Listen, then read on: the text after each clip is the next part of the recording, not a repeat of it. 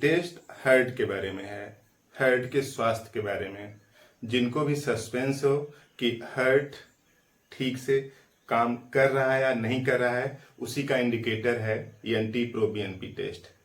इस वीडियो में इसको समझते हैं कि किस तरह से ये हार्ट की स्थिति को बताता है, क्योंकि आज की डेट में कम उम्र के लोगों में भी हार्ट संबंधी बीमारियां देखी जा रही हैं। काफी लोग दुखी हैं, तो उसके टेस्ट के लिए क्या किया जा सकता है, छोटे से वीडियो में काम की बात समझते हैं। वीडियो अंत तक देखिएगा, सीक्वेंस में देखिए, तब कुछ बेहतर समझ में आएगा। तो देखिए, NT-proBNP टेस्ट, इसका फुल फॉर्म है N terminal pro brain natriuretic peptide. N terminal, और यहां पे जो पेप्टाइड लिखा है, ये जो पेप्टाइड होता है ना, ये प्रोटीन होता है। पेप्टाइड एक प्रोटीन होता है, और प्रोटीन जो बनती है छोटी छोटी यूनिट से मिलकर बनती है, उसको बोलते हैं अमीनो एसिड। यानी कई अमीनो एसिड मिलकर क्या बनाते हैं, पेप्टाइड बनाते हैं, फिर प्रोटीन बनाते हैं। अब इस अमीनो एसिड में दो टर्मिनल होते हैं, एक N टर्मिनल होता है, दूसरा C टर्मिनल होता है। बेसिक सा स्ट्रक्चर इस तरह से होता है, NH2 CH COOH और यहाँ पे R, इस तरह से। तो देखिए, इधर नाइट्रोजन है, दैट्स वाई N टर्मिनल, और इधर कार्बन है, दैट्स वाई C टर्मिनल।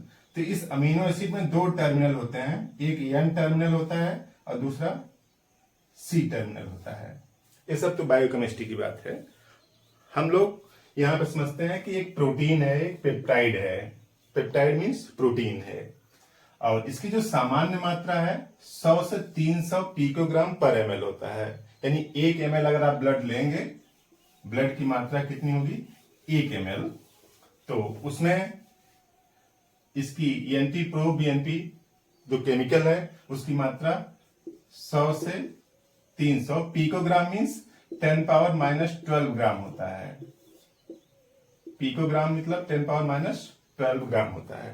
तो बहुत छोटी सा केमिकल है, छोटा सा केमिकल है, उसकी थोड़ी सी मात्रा पाई जाती है। और ये जो हार्ट की अगर बात करें, तो देखिए, हार्ट जो है पूरी बॉडी से जो ब्लड इकट्ठा करता है, तो यहाँ पे एट्रियम में आता है, और इसके थ्रू यहाँ पे वेंट्रिकल में, फिर लंग में जाता है, फिर लंग से वापस आता है इस वेंट्रिकल में, फिर यहां से पूरी बॉडी में डिस्ट्रीब्यूट होता है। तो यूं समझ लीजिए कि पूरी बॉडी का जो ब्लड है एट्रियम में आता है, और वेंट्रिकल उसको पूरी बॉडी में डिस्ट्रीब्यूट करता है। तो अब देखिए, इस हार्ट ने पूरी बॉडी में ब्लड सर्कुलेशन तो कर दिया, लेकिन इसकी जो दीवार है उसको सर्कुलेशन कौन करेगा? उसको सर्कुलेशन करने के लिए यहां पे आर्टरी पाई जाती है, इस तरह से। इसको भी अलग से आर्टरी पाई जाती है, उसको कॉरोनरी आर्टरी बोलते हैं।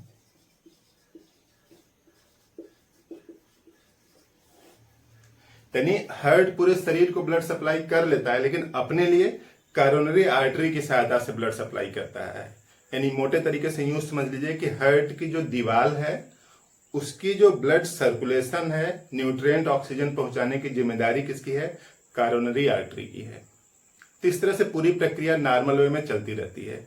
अनफॉर्चुनेटली कुछ लोगों में कोलेस्ट्रॉल के डिपोजिशन की वजह से या फिर और दूसरे फैक्टर की वजह से हार्ट की जो आर्टरी है, यानी जो कॉरोनरी आर्टरी है, इसका जो डायमीटर है वो कम हो जाता है। पहले मान लीजिए सामान्य स्थिति में इतना है, और जब डिपोजिशन होगा तो डायमीटर कम हो जाने का मतलब क्या है कि अंदर मटेरियल डिपोजिट हो गया है।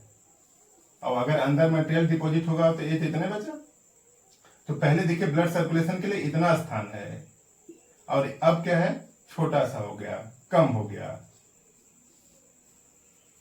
तो कॉरोनरी आर्टरी जो कि हार्ट को ब्लड सप्लाई कर रही है, अगर उसका आंतरिक व्यास यानी जो सर्कुलेशन वाला व्यास है, अगर वो कम हो गया है, तब ये जो हार्ट है इसको ऑक्सीजन और न्यूट्रिएंट ठीक से नहीं मिलेगा। और ऑक्सीजन न्यूट्रिएंट ठीक से नहीं मिलेगा तो आप समझ सकते हैं कि ये जो हार्ट है, इसकी जो वाल है वो क्या होने लगेगी, कमजोर होने लगेगी। तो कमजोर होने लगेगी इसलिए कि सर्कुलेशन एंड न्यूट्रिएंट उसको ठीक से नहीं मिल पा रहा है। तो इसी को बोलते हैं कंजेस्टिव हार्ट फेलियर, यानी धीरे धीरे हार्ट फेल कर रहा है, उसको न्यूट्रिशन नहीं मिल रहा है, ऑक्सीजन नहीं मिल रही है। तो एक कंजेस्टिव हार्ट फेलियर की स्थिति है। तो अब क्या होता है कि यहां पे ऐसे हो गया, तो अब इससे निजात पाने के लिए जो हार्ट की जो मसल्स हैं, यानी हार्ट की जो मांसपेशियां हैं, यही केमिकल बनाने लगती हैं, एंटी प्रो बीएनपी,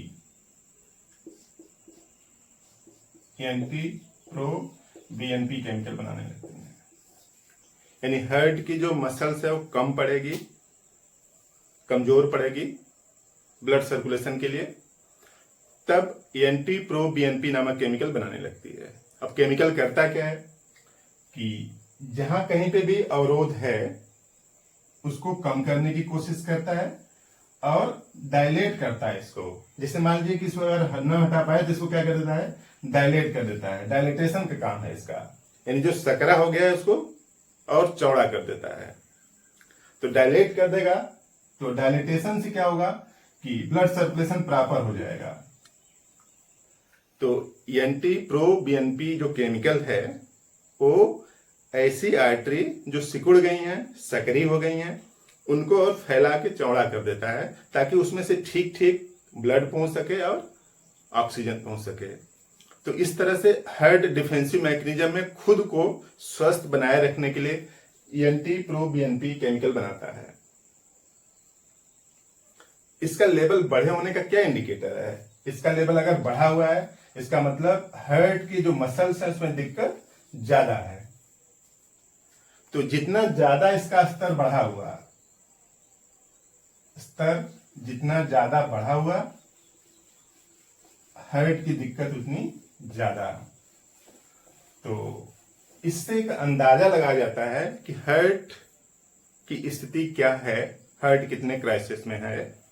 तो इसको जो टेस्ट करते हैं सिंपल ब्लड से करते हैं। ब्लड निकाल लेते हैं, फिर लैब में भेजते हैं उसको, फिर इस केमिकल की मात्रा चेक करते हैं कि कितना है। उसी से अंदाजा लग जाता है कि हार्ट की रियल स्थिति क्या है।